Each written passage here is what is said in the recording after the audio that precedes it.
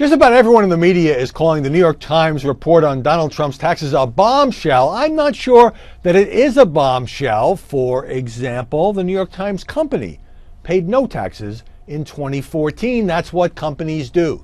Now, it certainly is dominating the media, and for Trump's official surrogates and spinners like Chris Christie, like Rudy Giuliani, to go on the Sunday shows and say that this shows he's a genius, well, that's just a little over the top. It's not a great story for Donald Trump. I'm not sure it is such a damaging story for Donald Trump. Remember what the New York Times is saying based on a 20-year-old tax return, 3 pages of it to be precise, where he was shown, his company was shown, having taken nearly $1 billion in losses as a write-off, is that Trump could have then used those losses to not pay any taxes for a total of 18 years. We don't know that for a fact. Let's say it's true. The Trump campaign isn't denying it.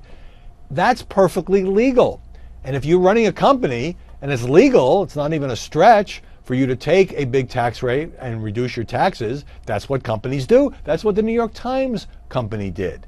Now, there's another part of this that a lot of people reacting to this are pointing out in the media, and that is, well, Donald Trump lost nearly $1 billion in 1995. I guess I thought he was a great businessman. Well, he was going through a rough time. The casinos that he owned in Atlantic City, that market was in something of a tailspin. There were other investments, including the airline he bought, that were giving him problems. But I think most people look at it and say, look, you know, businesses have their ups and downs. Trump went through this rough period. He still built a successful global brand. And as a lot of people, including me, have pointed out, it's illegal to publish somebody's tax returns without their permission. But I think the Times probably gets off the hook legally because it didn't do anything to seek this out. These arrived anonymously in the mail. Somebody broke the law in the process, clearly, but not necessarily the New York Times. But it comes at the end of a week in which Trump didn't have the greatest debate at Hofstra, spent 5 days, or I would say wasted 5 days, getting into a television and Twitter war with Alicia Machado, the former Miss Universe. I don't think that did anything to help his campaign. And then over the weekend, Trump said something at a rally that a lot of people have seized upon, that Hillary Clinton hasn't been loyal to Bill, rather than talking about Bill's sexual misconduct.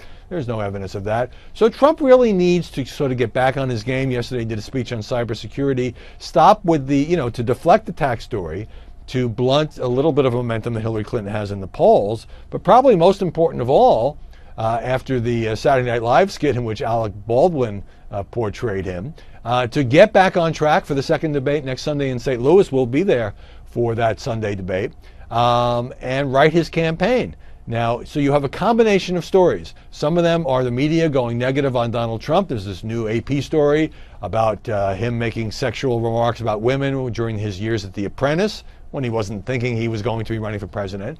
And then you have Donald Trump's own words, which often create controversies. Sometimes he likes that, sometimes they boomerang on him. But I think the path is clear now. We're running out of time in this election. Hillary Clinton, who had a pretty good debate, even according to most conservatives, is enjoying the upside right now. Donald Trump needs to change the storyline and to remind people, those who liked him and those who were considering him, why they like and considering him. And it doesn't have to do with Miss Universe or taxes. It has to do with the economy and terrorism and other issues that most Americans really care about.